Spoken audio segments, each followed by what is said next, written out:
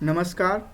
भविष्य भारती शिक्षण संस्था सह कंप्यूटर सेंटर तहदिया बड़हिया लखीसराय में आप सभी का स्वागत है। आज हम जिस टॉपिक पे बात करने जा रहे हैं वो टॉपिक है टैली ERP 9 का। इससे पहले मैंने टैली 7.2 का वीडियो बनाया हुआ है और आज हम लोग शुरू करेंगे टैली ERP 9 जो कि एक अकाउंटिंग पैकेज है जो GST को सपोर्ट करता है।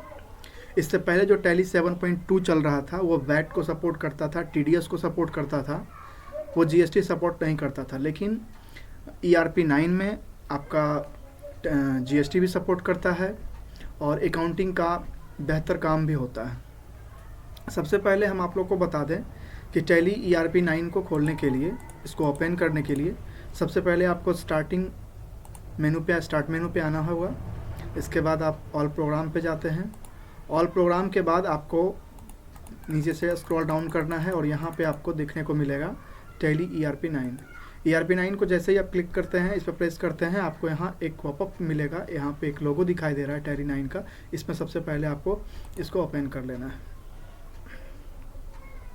जैसे ही आप उस पर क्लिक किए, थोड़ा सा टाइमिंग लेके ये आपका प्रोग्राम जो है टैली का ERP 9 ये खुल जाएगा। इसके खुलने के बाद आपको सबसे पहले जो काम करना है वो काम कंपनी को बनाना होता है। इससे पहले कुछ इसमें जो इम्पोर्टेंट्स जो आपका पॉपअप दिया जा रहा है इसको मैं समझा दूं। ये लाइसेंस ऑपरेटिंग सिस्टम्स ऑपरेशंस के लिए बताया जा रहा है। मेरे पास इसका लाइसेंस की नहीं है, ये सीरियल की A रिलीज 663 में काम हो रहा है। ये हमारा एजुकेशनल मोड है। एजुकेशनल मोड का मतलब होता है कि आप कोई भी इंस्टीट्यूट में, कोई भी कंप्यूटर इंस्टीट्यूट या किसी भी तरह के शिक्षण संस्था में जाके आप टैली को सीखते हैं तो वो एजुकेशनल मोड होता है। लेकिन वही जब आप किसी फैक्ट्री या किसी कंपनी में काम करने जाते हैं तो ये आपका एजुकेशनल मोड नहीं होता है, वो आपका प्रोफेशनल मोड हो सकता है।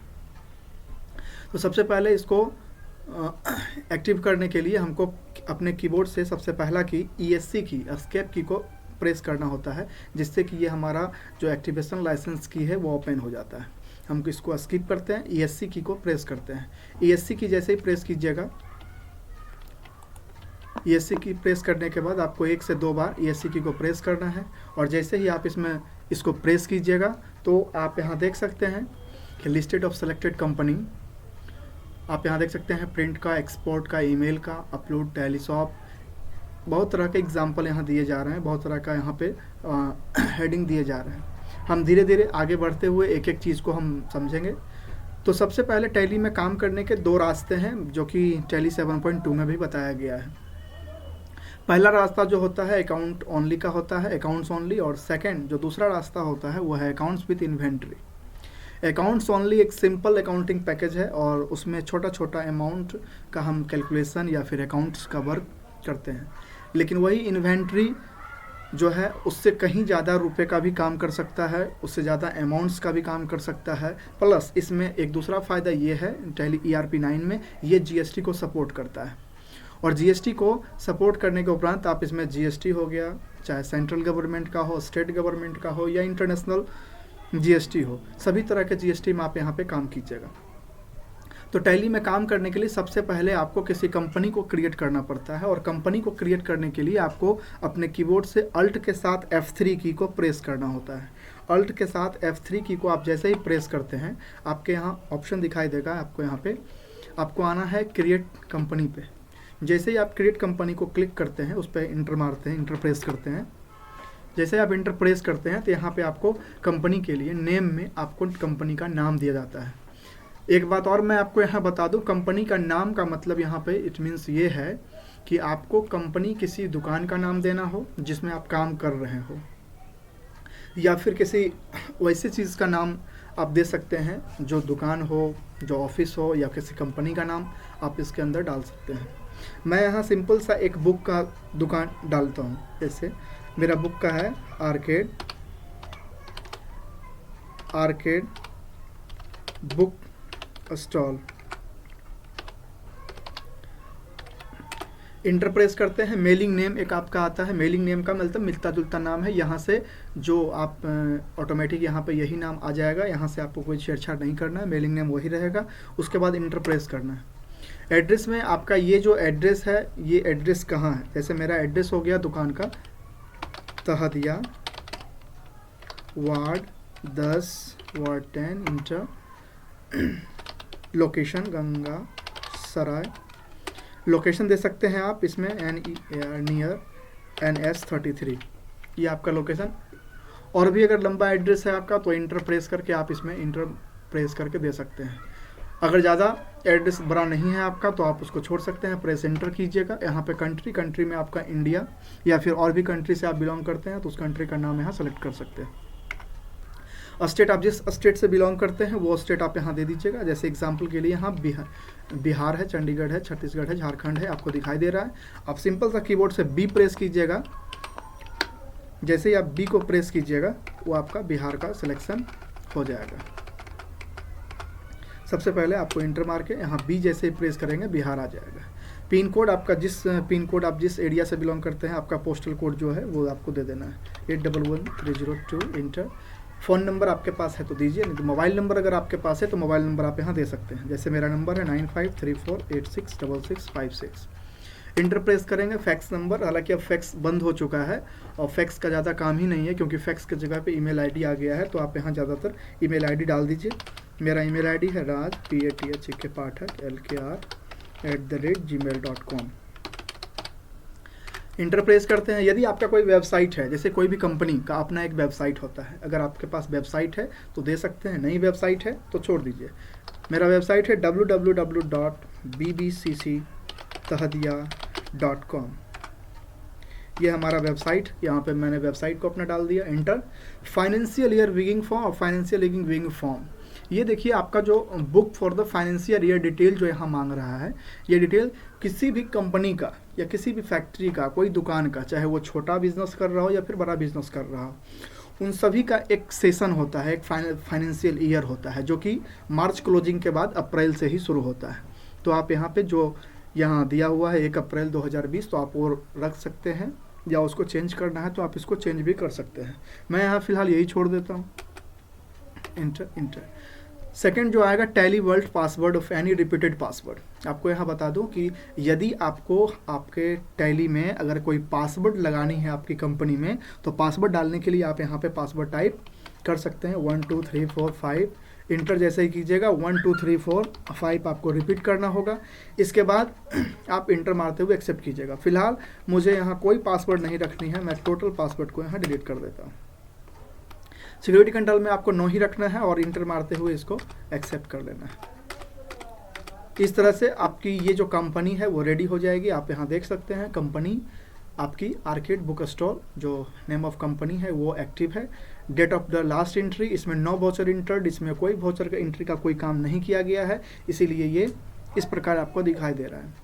आप जिस प्रकार से जैसे ही आप अपनी कंपनी को बनाइएगा, सबसे पहले आपको एक बार ESC की को प्रेस करना है, जो कि बैक जाना है गेटवे ऑफ टैली। जैसे ही आप ESC की को प्रेस कीजिएगा, आप ऊपर देख सकते हैं गेटवे ऑफ टैली में मैं आ चुका हूँ। इसके बाद का जो अगला काम होगा, क्योंकि जैसा कि मैंने पहले ही बताया कि टैली ERP 9 जो है GST को सपोर्ट करता है, और GST को जो सपोर्ट करता है तो इसके लिए हमें सबसे पहले GST को एक्टिव करना होता है। टैली प्रोग्राम में टैली ERP 9 में आपको सबसे पहले GST एक्टिवेशन करना पड़ता है। तो इसके लिए आपको अपने कीपैड से F11 की को प्रेस करना है GST को एक्टिव करने के लिए। F11 की जैसे ही आप प्रेस कीजिएगा, F11 की प्रेस करने के बाद आपके पास यहाँ 3 ऑप्शन खुलेंगे, अकाउंटिंग फीचर, इन्वेंट्री फीचर और स्टेशनरी फीचर एंड टैक्सियन। तो सबसे पहले GST को एक्टिव करने के लिए आपको सबसे पहले 3 नंबर पे यानी 3rd नंबर पे स्टेशनरी एंड टैक्सियन पे जाना होगा। आप कीबोर्ड से केवल S प्रेस करके भी यहाँ जा सकते हैं, या फिर यहाँ दिखाई दे रहा होगा आपको F3 stationery, F4 TSS, F2 inventory, F1 accounts. तो मैं यहाँ केवल स्टेशनरी पे जाके इंटर मार देता हूँ। जैसे ही यहाँ पे इंटर मारोगे, यहाँ पे आपको दिखाई देगा आर्किड बुक स्टॉल, जो आपका जो दुकान खुला था जिस नाम से, उस कंपनी को, उस दुकान को आपको सेलेक्ट कर लेना है। उसी पे इंटर प्रेस कीजिएगा। जैसे ही आप यहाँ इंटर प्रेस कीजिएगा, आप यहाँ देख सकते हैं कि यहाँ पे आपको दिखाई दे रहा है enter goods and service GST no और सेट अस्लेट GST डिटेल नो। इन दोनों को आपको यस करना होगा टैली में GST काम करने के लिए। तो सबसे पहले जीएसटी काम करने के लिए आपको सबसे पहले यहाँ वाई, यहाँ नो है, वहाँ वाई देके इंटर मार देना है। वाई जैसे ही देखे आप इंटर मारोगे, यहाँ पे वाई इंटर हो जाएगा। इसके बाद जो है सेट सेलर जीएसटी डिटेल होगा, इसके लिए भी आपको यहाँ वाई देके इंटर मार देना है। जैसे ही आप यहाँ इंटर प्रेस करोगे, इंटर मारते हुए आप आगे बढ़ोगे और यहाँ आपको एक GSTIN नंबर और एक UIN नंबर होगा। GST नंबर में काम करने के लिए सबसे पहले आपको किसी भी कंपनी का GST नंबर होना ज़रूरी है। आप किसी दुकान से भी उसको ले सकते हैं या किसी फैक्ट्री या किसी कंपनी का ऑनलाइन गूगल पे सर्च करके भी आप उस GST नंबर को ले सकते हैं। तो मेरे पास यहाँ GST का कोई एक वोचर है, मैं यहाँ GST का कोई वोचर यहाँ डाल देता हूँ। मेरा GST number 10BPX PK 0046R1ZG। ध्यान रखिएगा, अगर आप यहाँ गलत एंट्री दीजिएगा, अगर एक भी नंबर ऑफ डिजिट या कोई भी अल्फ़ाबेट अगर आप गलत देते हैं GST में, तो ये आपका नहीं होगा, ये आगे नहीं बढ़ेगा। एग्जाम्पल के लिए मैं G है, G को मिटा के मैं M कर देता हूँ। इंटर जैसे ही प्रेस कीजिएगा, आपको नीचे यहाँ दिखाई देगा verify the company GST number. ठीक है, तो इसके लिए आपको ध्यान रखना होगा कि आपको गलती नहीं करना है, आपको यहाँ से कोई भी गलती नहीं करना है। यहाँ मेरा G है, G मैंने दे दिया और इंटर करके अब यहाँ सेलेक्ट करना है आपको क्वार्टरली या मंथली। आपको मंथली ही रहने देना है, बाकी इसमें कोई छेड़छाड़ नहीं करनी है, आपको सिंपल एक्सेप्ट करते जाना है। तो यहाँ तक काम करने के लिए आपने देखा कि यहाँ रजिस्ट्रेशन टाइप में जो रेगुलर रहेगा और यहाँ पे आपको केवल एक चीज़ का एंट्री करना है, वो है GST नंबर को चढ़ा देना है। इंटर मारते हुए आप एक्सेप्ट करेंगे। एक्सेप्ट करने के बाद आपके नीचे और भी VAT, enable excise, enable service tax, ये सब का भी ऑप्शन आपको दिखाई दे रहा होगा। हम आगे एक एक करके सबको चलेंगे, फिलहाल आपको केवल GST ही एक्टिव करना है। दूसरा, मैं वैट के बारे में आपको बता दूं, पूरे हिंदुस्तान में वैट आज केवल शराब पे ही लगता है, वाइन। इसके अलावा किसी भी आइटम पर वैट नहीं लगता है। इंटर मारते हुए आप इसको एक्सेप्ट करते हैं। इंटर मारते हुए एक्सेप्ट करना है और इसको आप आपने एक्सेप्ट कर लिया। जैसे ही आपने इसको एक्सेप्ट किया, उसके बाद फिर से पुनः आपको अगेन ESC की को प्रेस करना है अपने कीपैड से। ESC की को जैसे ही प्रेस कीजिएगा, फिर से आपको वापस गेटवे ऑफ टैली पे जाना है। जैसे ही आप गेटवे ऑफ टैली पे जाते हैं, उसके बाद अगला काम करने के लिए आपको अकाउंटिंग वोचर पे जाना होगा, क्योंकि जितना भी आइटम्स होगा, जितना भी सामान होगा, जो हम सामान खरीदेंगे या किसी सामान को हम बेचेंगे, वो सारा सामान आपको यहीं दिखाई देगा। तो सबसे पहले हम क्या करेंगे, अकाउंटिंग वोचर पे इंटर करेंगे। जैसे ही आप यहाँ इंटर करेंगे, आपको यहाँ साइड में दिखाई देगा कौन से वोचर नंबर से, कौन से वोचर की से आपका क्या काम होता है। जैसे कोई की F1 से लेकर F12 तक सारा की टैली के फॉर्मूल में काम करता है। यहाँ पे आपको दिखाई देगा F9 से परचेज, F8 से sale, journal, receipt, payment, contra और कंपनी क्रिएशन। यहाँ पे आपको दिखाई देगा, यहाँ जैसे पेमेंट है तो पेमेंट के लिए आपको यहाँ दिखाई दे रहा है F5 है, यानी ऑलरेडी एक्टिव F5 है। तो हमें सबसे पहले करना है क्या, F9 परचेज। तो F9 के लिए हम क्या करेंगे, F9 की को प्रेस करेंगे अपने कीपैड से। जैसे ही आप F9 की को प्रेस कीजिएगा, आप यहाँ देख सकते हैं F9 की आपका एक्टिव हो गया है और यहाँ परचेज आपको दिखाई दे रहा है। इससे पहले मैं आपको बता दूं, बहुत सारी कंपनी जहां आप काम करने के लिए जाते हैं, क्योंकि एजुकेशन सेक्टर में, स्टडी मटेरियल्स में आपको केवल एजुकेशन में, जहां कंप्यूटर इंस्टीट्यूट में, सेंटर, स्टडी सेंटर में केवल आपको केवल टैली में काम करने के लिए बताया जा रहा है। फिलहाल मैं आपको टैली में काम करने के साथ साथ प्रोजेक्ट वर्क भी दूंगा, प्रैक्टिकल वर्क भी दूंगा, जिससे आप पूरा करके आप टैली में अच्छे से अच्छे टैली एक्सपर्ट बन सकते हो। सबसे पहले आपको मैं ये बता दूं कि परचेज एंट्री F9 करने के बाद परचेज एंट्री यहाँ एक्टिव हो जाता है और आप यहाँ देख सकते हैं कि परचेज यहाँ बना हुआ है। ठीक उसी तरह से बहुत सारी कंपनियां में ये परचेज इनवॉइस एंट्री नहीं होता, पार्टी अकाउंट नेम नहीं होता, परचेज लेजर नहीं होता, वहाँ केवल बिलिंग का काम होता है। तो उसके लिए कुछ सेटिंग होता है, जो आपको सेटिंग यहाँ देखना है। आप यहाँ देख सकते हैं राइट साइड में आपको यहाँ दिखाई देगा भी एज वोचर।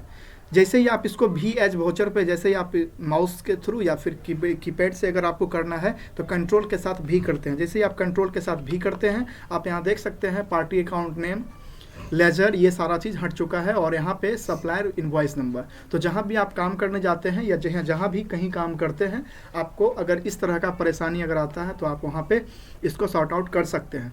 फिलहाल फिर मुझे कंट्रोल के साथ भी करना होगा या फिर यहाँ पे भी पे आके दबा देना है। जैसे आप एज इनवॉइस पे दबाएंगे, प्रेस करेंगे माउस के थ्रू, आप यहाँ देख सकते हैं supply reference number, party account name, सारा चीज़ फिर से आ गया है। तो सप्लायर इनवॉइस नंबर का क्या होता है, जब भी हम कोई सामान खरीदते हैं तो जो बिल काट के देता है, जो बिल दुकानदार देता है, उसके लिए एक पुर्जा नंबर होता है, जो रसीद नंबर रिसिप्ट नंबर हम उसको कह सकते हैं, तो वो दे सकते हैं। 1 2 3 4 हम किसी भी तरह का यहाँ डाल सकते हैं। इंटर प्रेस करेंगे। यहाँ पे आपको डेट 1 अप्रैल 2020, जैसा कि मैंने पहले ही बताया कि 1 अप्रैल 2020 ही आपको यहाँ शो करेगा, क्योंकि किसी भी कंपनी का, किसी भी दुकान का फाइनेंशियल ईयर सेशन जो होता है 1 अप्रैल के बाद से ही शुरू होता है, क्योंकि मार्च तक तो क्लोजिंग होता है।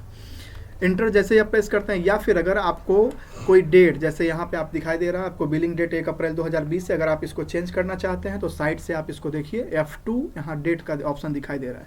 कीबोर्ड से आप जैसे ही F2 को प्रेस कीजिएगा, आपको यहाँ दिखाई दे रहा है आपका डेट यहाँ पे ऑप्शंस में आ गया है। लेकिन आपको मैं एक और बात बता दूं कि जब भी आप वाउचर एंट्री कीजिए तो वाउचर एंट्री और डेट जब चेंज करना होता है तो सबसे पहले आपको 1 के बाद अप्रैल के बाद ही आप दे सकते हैं। सपोज अगर मैं 1/3/2020 का ऑप्शन देता हूं तो यहाँ आपको बता देता है beginning final year 1 April 2020, date can not be below.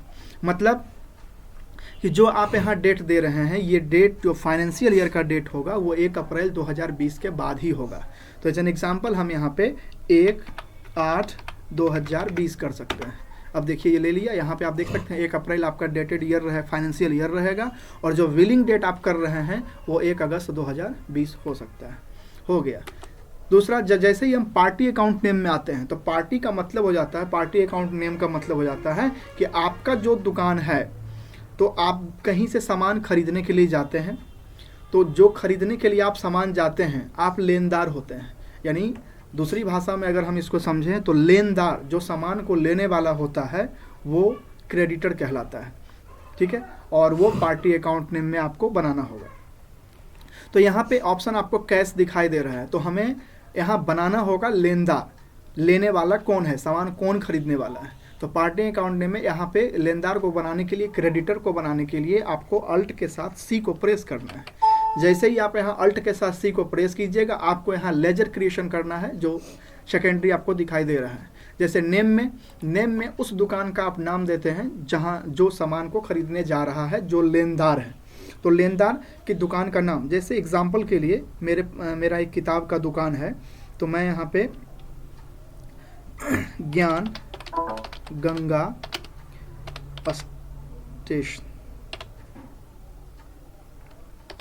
Stationery, मैं यहाँ दे दिया ज्ञान गंगा स्टेशनरी, यहाँ पे ऑप्शन दे दिया। उसके बाद एलियस में आपको कुछ नहीं करना है, इंटर प्रेस करना है। और यहाँ अंडर में सबसे पहले मैं आपको ये बात बता दूं कि अंडर जो आपको यहाँ कैपिटल अकाउंट दिखाई दे रहा है, तो अंडर किसी भी काम को करने के लिए, आपको किसी भी लेजर को क्रिएशन करने के लिए, लेजर क्रिएट करने के लिए आपको सही ग्रुप की पहचान होनी चाहिए, क्योंकि यहाँ पर मैंने क्रेडिटर बनाया है। ठीक है, अब यहाँ पे अगर आप चाहो तो ज्ञान गंगा स्टेशनरी के बाद आप कहाँ है ये, इसका एड्रेस उड्रेस सारा चीज़ यहाँ आप डाल सकते हो। एग्जाम्पल के लिए मैं ये पटना में है, तो मैं यहाँ पटना लिख देता हूँ। अंडर में आपको, मैं क्रेडिटर बना रहा हूँ, तो आपको यहाँ सेलेक्ट करना होगा SUN। जैसे ही आप SUN को सेलेक्ट करेंगे, यहाँ पे आपको दिखाई देगा ऊपर में सेंड्री क्रेडिटर। जैसे ही आप सेंड्री क्रेडिटर को सेलेक्ट करते हैं, यहाँ इंटर जैसे ही प्रेस करते हैं, आपका ये सेंड्री क्रेडिटर हो गया। तो इसके लिए मैं बता दूं सेंड्री क्रेडिटर होता क्या है। जो भी लेनदार होता है वो सेंड्री क्रेडिटर के ग्रुप में आएगा, जो भी लेनदार होगा वो सेंड्री क्रेडिटर के ही ग्रुप में होगा, और जो भी देनदार होगा, जो देने वाला, सामान देने वाला होगा, as an example, for example आप दुकानदार समझ सकते हो, तो वो आपका डेबिटर कहलाएगा। तो इस ग्रुप की पहचान के लिए, इस लेजर को क्रिएट करने के लिए यहाँ पे आपको उस दुकान का नाम डालना होगा जहाँ से आप सामान खरीदेंगे, और दूसरा अंडर सेंड्री क्रेडिटर्स आपको यहाँ ग्रुप की पहचान में सेलेक्ट करना होगा। बाकी जो यहाँ पे दिखाई दे रहा है maintain balance bill bye bill, ये आप यहाँ यस करके जैसे है वैसे ही छोड़ सकते हो, इसमें कुछ भी नहीं चेंज नहीं करना है। इसके बाद आप एड्रेस पे आते हैं। आप ज्ञान गंगा स्टेशनरी पटना में ये कहाँ है, मान लीजिए ये पटना में बाकरगंज में है, बाकरगंज पटना, लैंड नंबर 04 इत्यादि। और भी अगर बड़ा एड्रेस है तो आप यहाँ एड्रेस डाल सकते हो, नहीं है तो आप इंटर प्रेस कर सकते हो। इंटर को प्रेस करते हुए आगे बढ़ेंगे, और स्टेट बिहार रहेगा, और पिन कोड के लिए आप यहाँ जो सेलेक्ट करे थे वो कर सकती हैं। स्टेट आप चेंज कर सकते हैं यहाँ पे, लेकिन बाकायदा जब आप कंपनी को बना रहे थे तो वहाँ आपने बिहार सेलेक्ट किया था, बिहार स्टेट, तो आपको यहाँ बिहार ही देना है। यहाँ प्रोवाइड बैंक डिटेल में आपको कुछ नहीं करना है और पैन नंबर को नीचे कुछ नहीं देना है। और रजिस्ट्रेशन टाइप, यहाँ पे आपको 2 चीज़ समझना बहुत ज़रूरत है, बहुत ज़रूरी है। सबसे पहले मैं बता दूँ, रजिस्ट्रेशन टाइप आपको रेगुलर ही सेलेक्ट करना है, क्योंकि यहाँ 4 ऑप्शन मिल रहा है, तो ये 4 ऑप्शन में आपको कोई काम का नहीं है, ये 2 ऑप्शन आपके काम का है। फिलहाल ये दोनों जो और 3 ऑप्शन जो और दिखाई दे रहा है, इसके बारे में हम आगे पढ़ेंगे। सबसे पहले जो अभी हम क्लास में बताएंगे वो है रेगुलर और अनरजिस्टर्ड के बारे में। तो हम बता दें आपको कि रेगुलर जो होता है, जिस भी कंपनी का या जिस भी दुकान का जीएसटी नंबर होता है, जिस भी दुकान का या जिस भी कंपनी का, जिस भी फैक्ट्री का जीएसटी नंबर होता है वो रेगुलर में आता है। और जिसका जीएसटी नहीं होता है, जिसका जीएसटी नंबर नहीं होता है, वो अनरजिस्टर्ड में आता है। तो मेरे पास जीएसटी नंबर है, तो मैं यहाँ जीएसटी नंबर को रेगुलर की श्रेणी में रख के उसको एंटर मार दूंगा। जैसे ही आप जीएसटी नंबर को रखें, यहाँ हो जाएगा 10 BPX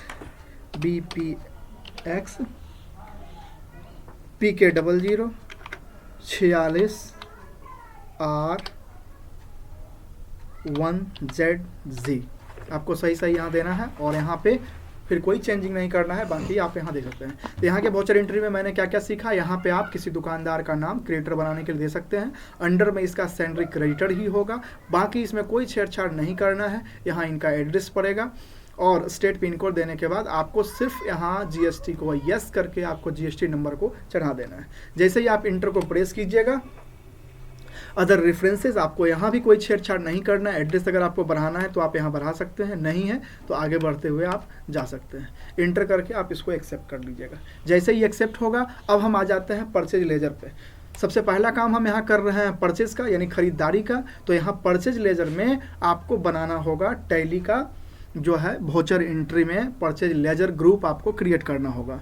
तो लेजर ग्रुप करने के लिए आपको फिर से यहाँ पे अल्ट के साथ सी करना होगा। अल्ट के साथ जैसे ही आप सी प्रेस करते हैं, सी करने के बाद आपको यहाँ लिखना होगा PURCHASE परचेज एग्जेम्प्टेड।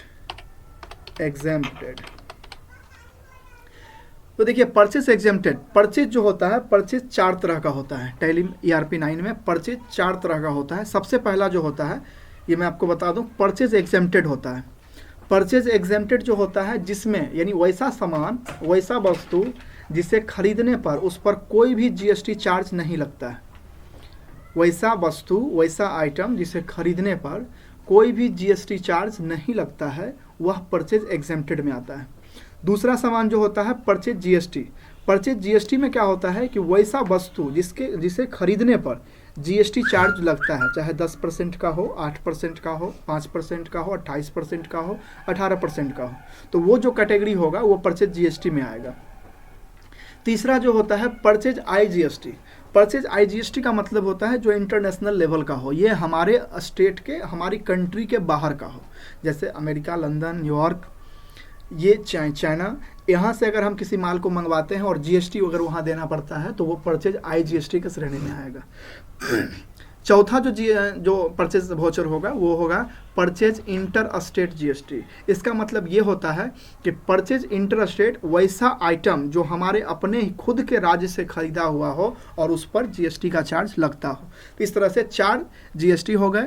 हम एक एक जीएसटी के बारे में बारीकी से एक एक करके पढ़ेंगे। फिलहाल हम सबसे पहले परचेज एग्जेम्प्टेड पढ़ेंगे, क्योंकि परचेज एग्जेम्प्टेड पर हमें कोई भी फी यानी कोई भी टैक्स देना, जीएसटी टैक्स देना नहीं पड़ता है। तो हम फिलहाल सबसे पहले परचेज एग्जेम्प्टेड यहाँ लिख दिए अंडर।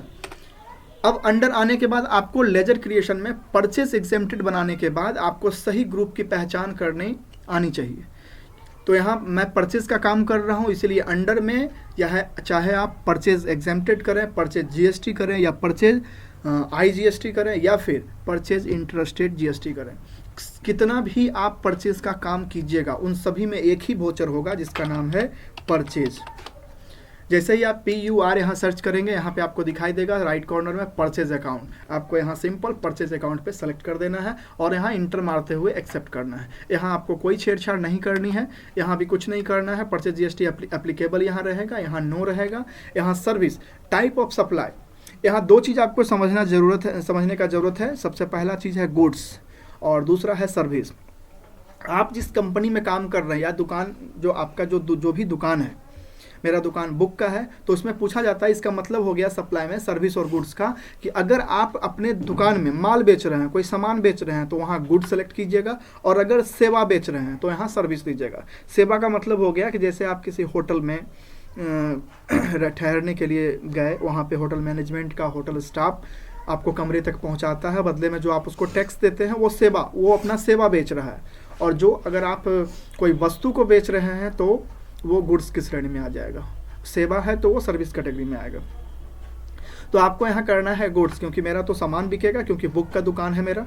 यहाँ पे इंटर प्रेस करते हैं, और इंटर प्रेस करने के बाद आपको यहाँ सिंपल सा इंटर। तो यहाँ पे आपने क्या सीखा, परचेज एग्जेम्प्टेड, जिस पर कोई भी प्रकार का जीएसटी नहीं लगता है। अंडर ग्रुप इसका पहचान जो होगा वो परचेज अकाउंट ही रहेगा, बाकी यस नॉट एप्लीकेबल, और यहाँ जीएसटी आपको एप्लीकेबल रखना है। इंटर को प्रेस करेंगे, जैसे ही आप यहाँ इंटर को प्रेस करते हैं, यहाँ आपको शो करेगा आइटम, नेम ऑफ आइटम, सामान का नाम, जिस सामान को आप खरीदने और बेचने वाले हैं। तो सामान को बनाने के लिए, यानी सामान का लिस्ट, यानी सामान का वाउचर लिस्ट तैयार करने के लिए आपको यहाँ भी अल्ट के साथ सी को प्रेस करना होगा। जैसे ही आप अल्ट के साथ सी प्रेस करते हैं, आपको सामान का नाम लिखना होगा। मान लीजिए मेरे पास हिंदी बुक यहाँ दिखाई दे रहा है आपको, हिंदी बुक। अब यहाँ आप अगर हिंदी बुक का कोई नाम है तो आप वहाँ नाम भी लिख सकते हैं। जैसे हिंदी बुक का नाम हो जाएगा गोधुली, एक बुक है तो गोधुली हम लिख सकते हैं। यहाँ पे नहीं है तो हिंदी बुक भी आप लिख के आगे बढ़ सकते हैं। इंटर, एलियस में आपको कुछ नहीं करना है, और अंडर आना है।